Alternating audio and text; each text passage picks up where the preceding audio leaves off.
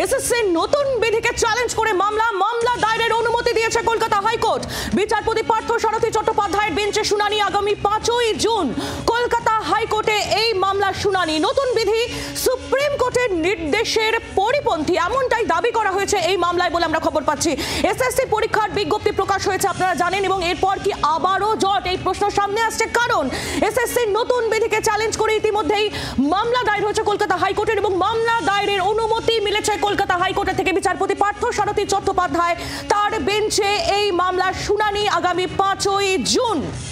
কলকাতা হাইকোর্টে মামলার শুনানি। নতুন বিধি সুপ্রিম কোর্টের নির্দেশে পরিপন্থী এমনটাই দাবি করা হয়েছে এই মামলায়। এসএসসি পরীক্ষার বিজ্ঞপ্তি প্রকাশের পর নতুন করে জট। এসএসসি নতুন বিধিকে চ্যালেঞ্জ করে মামলা দায়েরের অনুমতি দিল কলকাতা হাইকোর্ট। আগামী 5ই জুন কলকাতা হাইকোর্টে এই মামলার শুনানি রয়েছে। বিচারপতি পার্থ সারথী চট্টোপাধ্যায়ের বেঞ্চে এই মামলার শুনানি।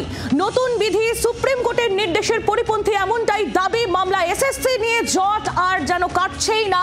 একের পর এক বিষয় সামনে আসছে, একের পর এক নতুন চ্যালেঞ্জ সামনে আসছে। এসএসসির নতুন বিধিকে চ্যালেঞ্জ করে রীতিমতো মামলা করা হয়েছে। এবার নতুন বিধি সুপ্রিম কোর্টের নির্দেশের পরিপন্থী এমনটাই দাবি করা হয়েছে মামলায়। আর এই ঘটনা সামনে আসার পর আইনজীবীদের তরফ থেকে কি বলা হচ্ছে শোনাবো।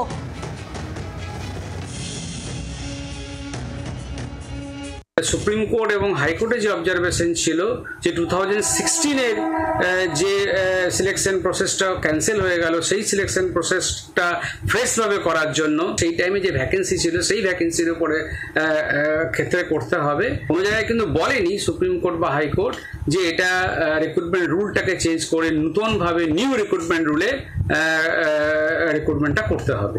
যারা টেন্টেড ক্যান্ডিডেট তারা যে বসতে পাবে না সেই বিষয়ে কোনো কিছু পরিষ্কারভাবে বলা নেই, এবং টিচিং এক্সপিরিয়েন্সের কথা নতুনভাবে বলা হয়েছে, এবং সেখানে আরেকটা কন্ডিশন দিয়ে দেওয়া হয়েছে যারা ক্যাজুয়াল ভিত্তিতে যারা কাজ করেছে এবং যাদের টিচিং এক্সপিরিয়েন্স আছে তারাও এলিজেবল।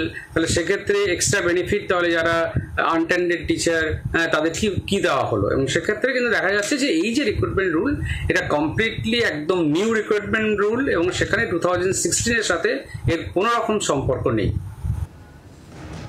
এই নতুন রিক্রুটমেন্ট যে নিয়ম তার সঙ্গে 2016 নিয়মের কোনো সম্পর্ক নেই এমনটাই আইনজীবীদের তরফ থেকে জানানো হয়েছে। এবং যে খবর আমরা পাচ্ছি, মামলাতেও দাবি করা হয়েছে যে নতুন বিধি সুপ্রিম কোর্টের যে নির্দেশ সেই নির্দেশের পরিপন্থী, এবং এই বিষয়টাকে সামনে রেখেই কলকাতা হাইকোর্টে মামলা দায়েরের অনুমতিও পাওয়া গিয়েছে কলকাতা হাইকোর্টের তরফ থেকে। বিচারপতি পার্থ সারথী চট্টোপাধ্যায়ের বেঞ্চে এই মামলার শুনানি। এসএসসির পরীক্ষার বিজ্ঞপ্তি প্রকাশ ইতিমধ্যেই হয়ে গিয়েছে, এরপর আবার নতুন করে জট।